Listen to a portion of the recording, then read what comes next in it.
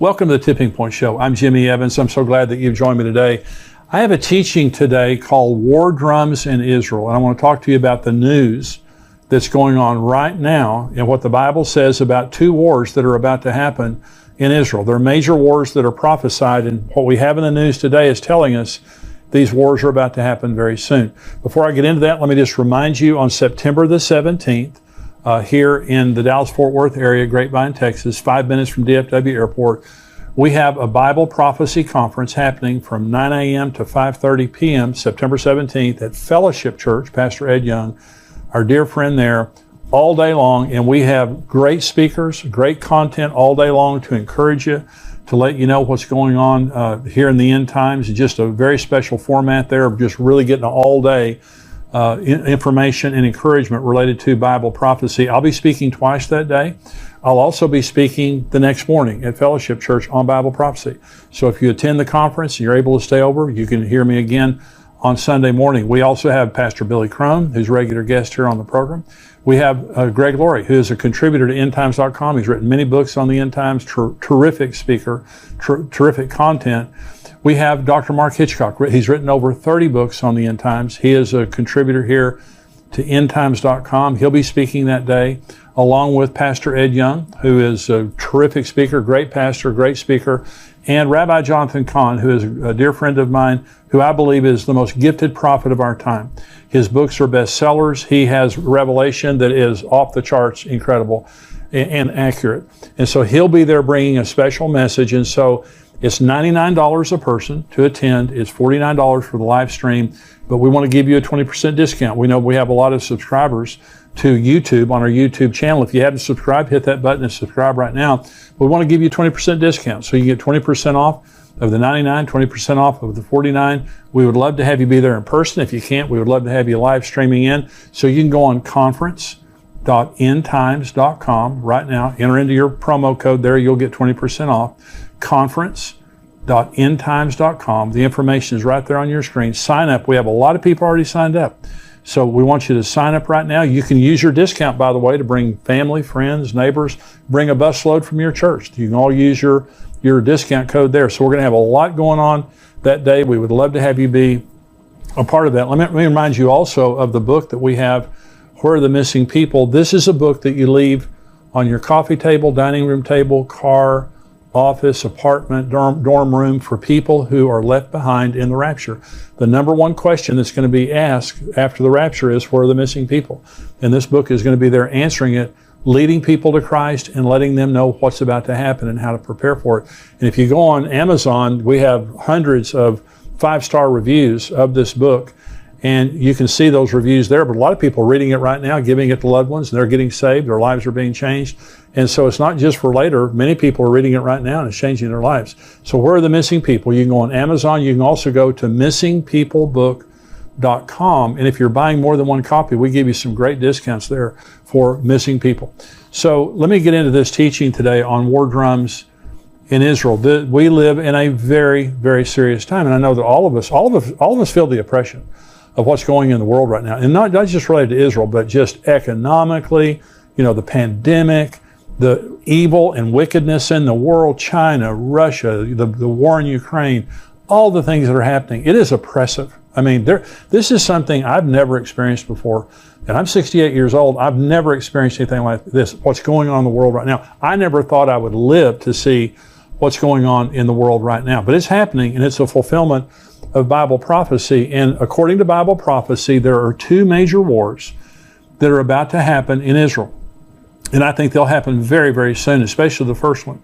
And one of the wars is the Gog and Magog war that you may have heard me talk about already, but I'm going to talk about it here in just a minute. But I want to read you some articles about what's happening in Israel right now. And I believe that we're right on the brink of the Gog and Magog war breaking out. Could be in the next few weeks or few months. I really believe that. But also the Battle of Armageddon. Let me talk about Armageddon first, because what's happening right now in the news is also pushing us very close to Armageddon. Now, this is Joel chapter 3. This is God in the first person talking about the Battle of Armageddon. He says, "Behold, in those days and at that time, when I bring back the captives of Judah and Jerusalem, I will also gather all nations and bring them down to the valley of Jehoshaphat, and I will enter into judgment with them there on account of my people, my heritage Israel, whom they've scattered among the nations, they have also divided up my land. So now, remember, when Israel was scattered the first time, they went to one nation. They went to Babylon. God is talking here about you've scattered them among the nations, and then I'm going to bring them back. Okay, that happened in 1948 when Israel came back from the nations of the world, and he brought them back. And it says, in those days and at that time, when I do this, I'm going to do this. He's talking about a generation. That's what Jesus said. This generation will not pass away till all things are fulfilled. So in one generation, 1948, the Jews come back. There's going to be Armageddon. And he says, I'm bringing the nations into judgment in the valley of Jehoshaphat. The valley of Jehoshaphat is the valley between the Temple Mount and the Mount of Olives. And this is where Jesus' feet touch. According to Zechariah 14, when he returns in the second coming, his feet will touch the Mount of Olives, and he will come and judge the nations of the world that have come against Jerusalem. This is Zechariah 12, prophesying Armageddon. The burden of the word of the Lord against Israel. Thus says the Lord God, who stretches out the heavens, lays the foundation of the earth, and forms the spirit of man within him. Behold, I will make Jerusalem a cup of drunkenness to all the surrounding peoples when they lay siege against Judah and Jerusalem. And it shall happen in that day that I will make Jerusalem a very heavy stone for all peoples. All who would heave it away will surely be cut in pieces, though all the nations of the earth are gathered against it. Now, God is the causal agent of Armageddon, and the city of Jerusalem is the focus. God is the one who's bringing the nations of the world to judge them for how they have treated the people, the nation of Israel, and for dividing up their land. Okay, but the city of Israel specifically, the city of Jerusalem specifically, he says, I'm going to bring you, all the nations have gathered against the city of Jerusalem, and I've made it a cup of drunkenness. In other words, it makes them crazy. All the surrounding nations, check that box. And it's a burdensome stone. No nation can solve that problem. Though the United States has tried, the United Nations have tried, no one can lift that stone and solve that problem. Well, let me read a couple of articles here to you about what's happening right now. It's happening to divide the city of Jerusalem, to divide the nation of Israel. And this is from Israel 365 News. This is June the 2nd, 2022, from Adam Berkowitz. It says, Biden's State Department sidesteps Israel to open Palestinian consulate in Jerusalem. And this, let me read a little bit of this article. In a briefing on Tuesday, Ned Price, the spokesman for the Biden administration's Department of State, was asked to comment on reports that they have permanently shelved plans to reopen the consulate in the eastern part of Jerusalem. Price responded that the reports were inaccurate. This is quoting him. I don't have any personal announcements to preview, Price said, prefacing his statements. What I can say is that at least part of your question or part of the premise you put forward is not accurate. We remain committed to opening a consulate in Jerusalem. We continue to believe it can be an important way for our country to engage with and provide support to the Palestinian people. We're continuing to discuss this with our Israeli and our Palestinian partners, and we'll continue to consult with members of Congress as well. Meanwhile, at this very moment, we have a dedicated team of colleagues working in Jerusalem and our Palestinian Affairs Office focused on engagement with and outreach to the Palestinians. And this article goes on to talk about how the Biden administration is committed to a two-state solution and going back to pre-1967 boundaries. It means Jerusalem is divided. East Jerusalem goes to the Palestinians. And what they're saying is they're going to open a consulate. They're not talking to the Israelis. They're being extremely rude to the Israelis. They're going to, and disrespectful. They're opening a consulate, which is an embassy, to the Palestinians in East Jerusalem, recognizing East Jerusalem as belonging to the Palestinians and not to the Jews. This is Armageddon. Okay, this is what causes Armageddon. So here is an article, Israel 365 News, June 6th, again from Adam Berkowitz. Here's the title, Jews of Judea, Samaria vow 10 new Jewish settlements during Biden's visit to Israel. And so what they're saying is here that during Biden's visit, rather than honoring what he's saying, see, if the Jews give up East Jerusalem, they lose 2,000 homes for Jews. If they give up Judea and Samaria, is what the United Nations calls the West Bank. The Jews call it Judea and Samaria. It's the land just there around Jerusalem, there, bordering what's called the West Bank. They lose 400,000 homes in the West Bank. The pre-1967 boundaries displace almost 10% of the Jewish population in Israel. There's 7 million Jews in Israel. 600,000 would be displaced by this. And what they're saying is when President Biden come over, they're trying to embarrass Naftali Bennett, the prime minister. And they're also trying to get back, and as a sign to President Biden, they're not giving up the West Bank. They're not giving up East Jerusalem. This is Armageddon. Armageddon is about the Jews won't give up Jerusalem. They won't give up East Jerusalem. They're not going to give up the land. They've tried this land for peace nonsense, and they don't get any peace for it. And so they're not going to give it up, but they're going to try to impose the United Nations at some point. This is what causes Armageddon. The nations of the world are going to try to force Israel to give up this land, and they're not going to do it. And so what we're seeing right now by the policies of the Biden administration is furthering Armageddon. It's going to happen, and it's happening right before our very eyes. Let me talk now about the Gog and Magog war. And so God is furious that the nations of the world, the way they're treating Israel, they're trying to divide up the land.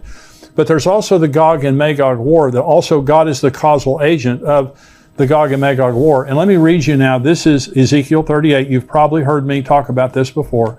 This is Ezekiel 38.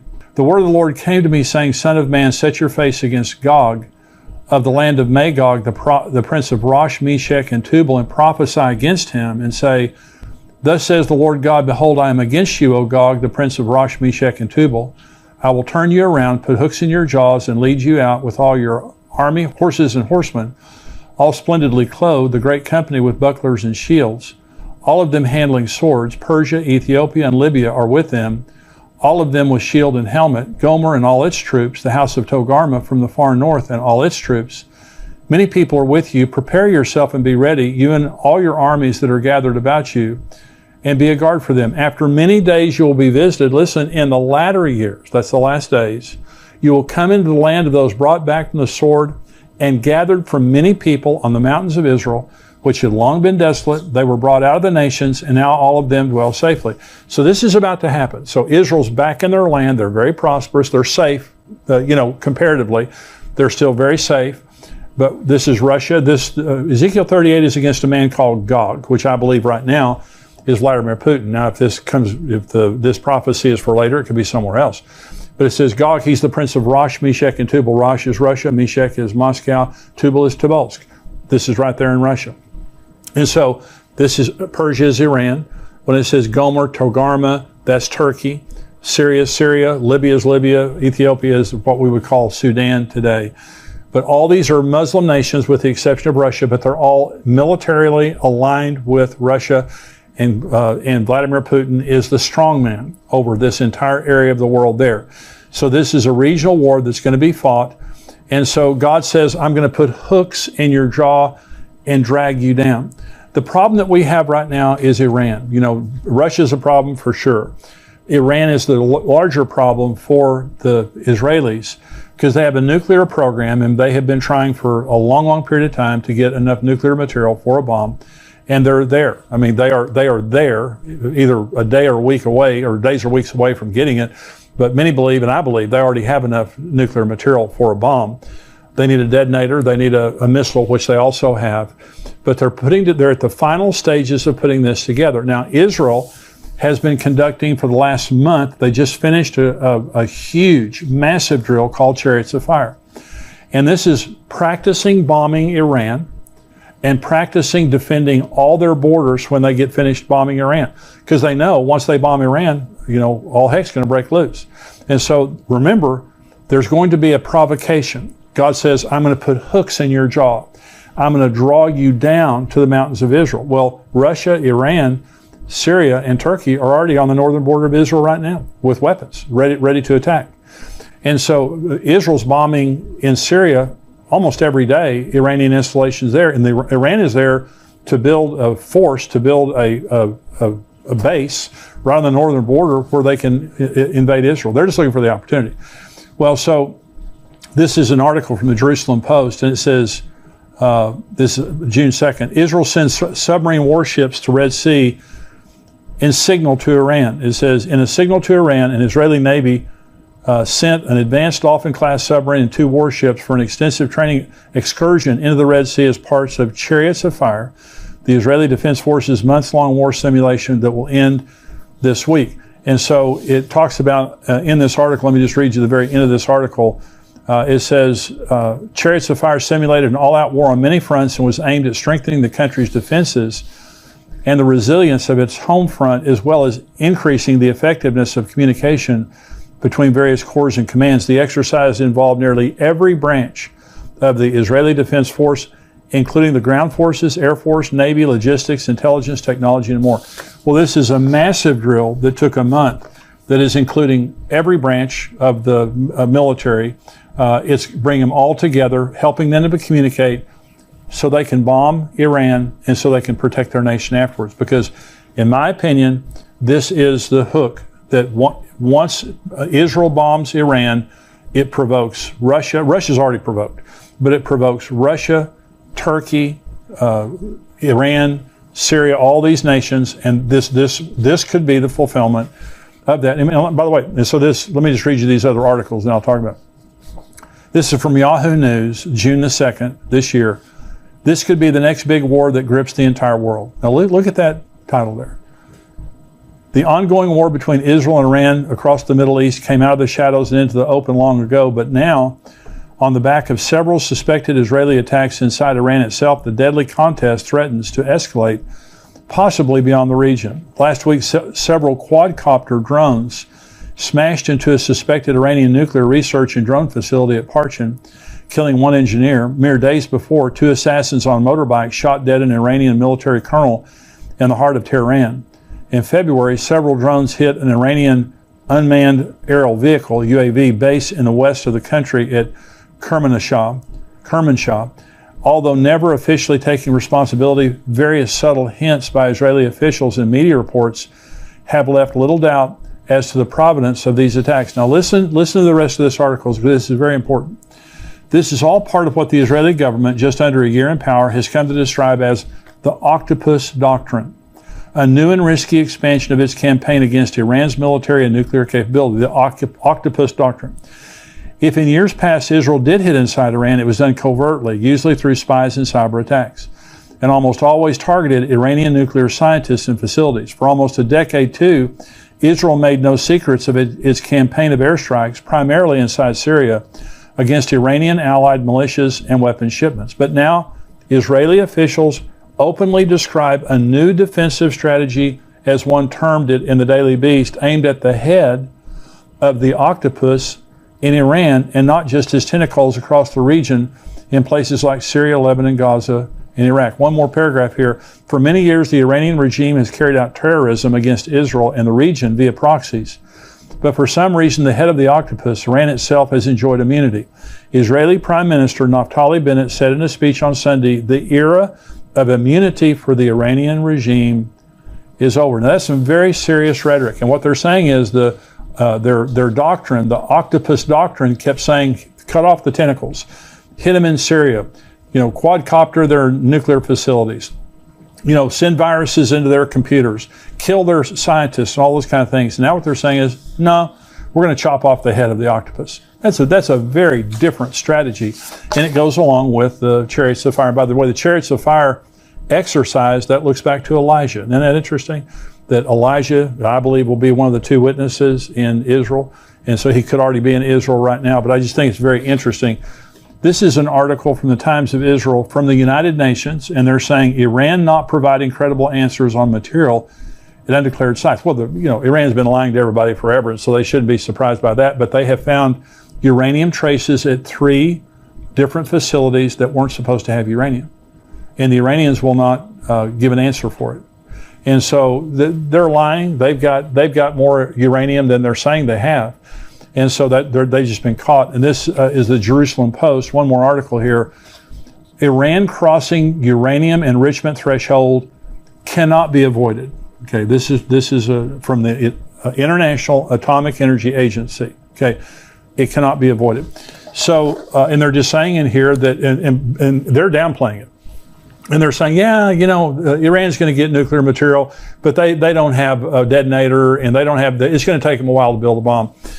Well, North Korea built bombs and had nuclear capability right under our noses. They became a nuclear state under sanctions while the entire world was watching, making much more progress than the world realized.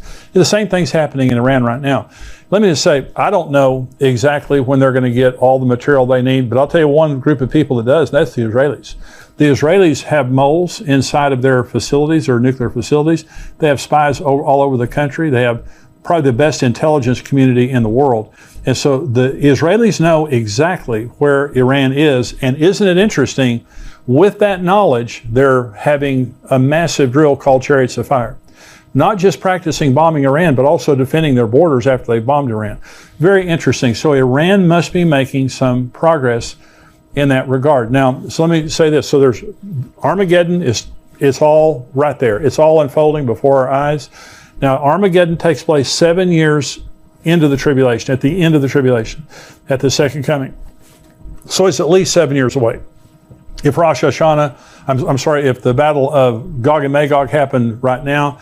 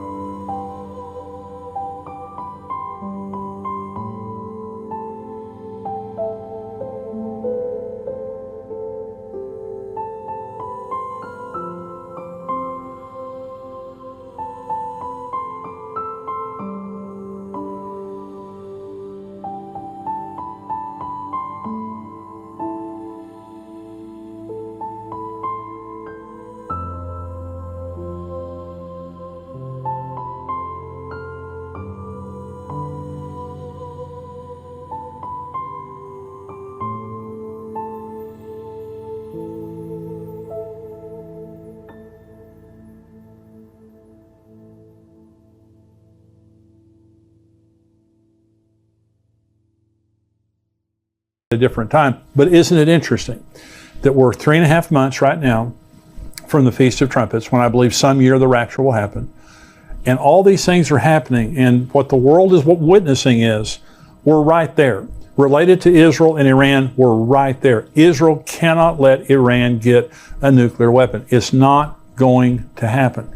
They have the resolve and they have the capacity to bomb Iran and stop it. And so this is all happening right before our nose. And my opinion is, and this is what I wrote in my book, Tipping Point, I wrote it 2 years ago, is my opinion is when Israel bombs Iran, which could be in the next few days or few weeks, when Israel bombs Iran, it will provoke the Ezekiel 38 and 39 war, which I believe is a sign that the rapture is about to happen. We're in that period of time. And when I make these kinds of statements, I'm not setting a date that I'm saying absolutely Jesus is coming this September. But I've never seen in my lifetime the events that we have going on in the world right now. And in my heart, I pray that this is the year that Jesus will return. And all the signs of the times are there. And I'm just reading the signs of the times. And so I hope that this has been a blessing to you today. If you're watching on YouTube, I just want to say thank you for joining me. I hope you'll become a subscriber to endtimes.com. We have articles and videos that come out all week long. This week we talked about China's growing footprint in the world. China is a very troubling nation in the world right now. We talked about Iran's nuclear weapons, famines in Africa. We also had an article from Dr. Mark Hitchcock on the numbers in Revelation. Are they symbolic or are they literal or are they a combination of the two? I wrote an article about going through the storms of life, how Jesus taught us how to go through the storms of life. We also had a video that was released today by Dr. Mark Hitchcock that was talking about the World Forum that was just held in Davos, that they're talking about tracking us and tracking our carbon footprint because they're talking about global warming. And he did an article, a video, talking about how that could be used by the Antichrist to ultimately control us. And so we have all kinds of articles and videos, plus we have the full Tipping Point show that only our subscribers get. I want you to become a subscriber to endtimes.com, $7 a month, $77 a year. You get the full Tipping Point show. I'm about to answer questions. In the rest of this podcast, I'm going to answer questions, lots of questions from our subscribers. And want you to be a part of that. But subscribe, $7 a month, $77 a year. We'd love to have you be a subscriber to endtimes.com. And if you're watching on YouTube, be sure and subscribe to this channel so you know every time we have something that comes out. God bless you. I'll see you next time. Goodbye. I want to thank you for watching this Tipping